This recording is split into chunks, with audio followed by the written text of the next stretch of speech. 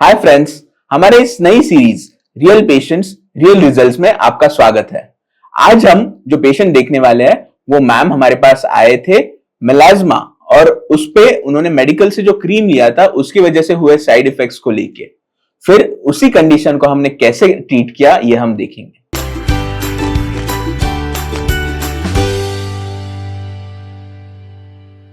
Melasma एक ये बहुत कॉमन प्रॉब्लम है जो हमारे इंडियन स्किन में देखा जा सकता है। हार्मोन्स की वजह से, सन एक्सपोजर की वजह से, प्रेगनेंसी की वजह से ये हमें आता है। यूजुअली ये जो दिखता है वो टिपिकली फोरहेड एरियाज में और चीक एरियाज में दिखता है हमें। सो इस एरियाज में पैची पिगमेंटेशन एक पर्टिकुलर एरिया में आता है, और ये जब आता है तो वो बहुत तकलीफ देने वाला होता है, क्योंकि melasma one of the most difficult conditions treat करने के लिए होता है। इन मैम ने जो हमारे पास आई थी, उन्होंने मेलाज्मा को ट्रीट करने के लिए मेडिकल से कोई एक क्रीम लिया था। यूजुअली ये जो पिगमेंटेशन के क्रीम्स होते हैं उनमें स्टेरॉइड मिला हुआ गया होता है। इस स्टेरॉइड की वजह से कंटिन्यूअस यूज करने से मेलाज्मा तो कम हो जाता है, लेकिन बहुत सारे साइड इफेक्ट्स आते हैं। इन साइड इफेक्ट्स में इंक्रीज्ड हेयर होता है, फिर इंक्रीज्ड रेडनेस होता है, फिर स्किन हमारा बहुत सेंसिटिव हो जाता है। इस केसेस में अगर हम ये स्टेरॉइड क्रीम वापस यूज करना बंद करें तो स्किन हमारा बहुत रिएक्ट होता है। अभी जो मेलाज्मा के लिए ट्रीटमेंट मोडालिटीज अवेलेबल है उसमें मेडिसिन, केमिकल पील्स, लेजर्स, इनका प्रभाव ज्यादा होता है। मेडिसिन जो हम अवेलेबल होता है वो ट्रानिक्सिमिक एसिड होता है, टॉपिकल अप्लाई करने के लिए क्रीम्स होते हैं, डीपिगमेंटिंग क्रीम्स होते हैं, रेटिनॉइड्स होते हैं, टॉपिकल ट्रानिक्सिमिक एसिड होता है। ये क्रीम्स हमें हेल्प करते हैं मेलाज्मा को रिड्यूस करने के लिए। प्रोसीजर्स में अगर देखा जाए तो केमिकल पील्स और लेजर्स, वैस्कुलर लेजर्स हो सकते हैं या पिगमेंट लेजर्स हो सकते हैं, ये हेल्प करते हैं।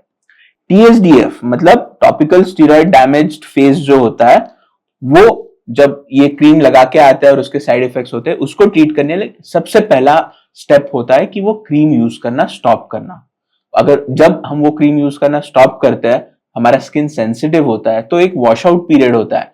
यूजुअली 3 to 4 वीक्स हम अवॉइड करते हैं कुछ करना लास्ट क्रीम यूज के बाद। वो होने के बाद कॉन्करेंटली हम ओरल मेडिसिन तो उस वक्त स्टार्ट करते हैं। विटामिन सी होता है, ट्रानिक्सिमिक एसिड के टैबलेट्स होते हैं, ये हेल्प करते हैं स्किन में जो पिगमेंटेशन स्टार्ट हुआ है, मेलाज्मा का पिगमेंटेशन है, उसका एक्टिविटी कम करने के लिए। फिर 1 महीने के बाद 3 to 4 वीक्स के वॉश आउट पीरियड के बाद हम प्रोसीजर्स भी स्टार्ट करते हैं। प्रोसीजर्स में ट्रानिक्सिमिक एसिड का रोल अभी बहुत ऊपर आने लगा है। ट्रानिक्सिमिक एसिड अलग अलग पाथवेज से मेलाज्मा में जो पिगमेंट एक्टिविटी होता है उसको रिड्यूस करता है।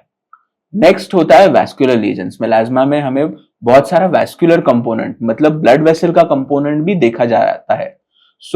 लॉन्ग पल्स एनडीआई लेजर्स होते हैं जो हेल्प करते हैं, या जो पिगमेंट क्रिएट हुआ है उसको कम करने के लिए हम क्यू स्विच एनडीआई लेजर जैसे पिगमेंट लेजर्स यूज करते हैं।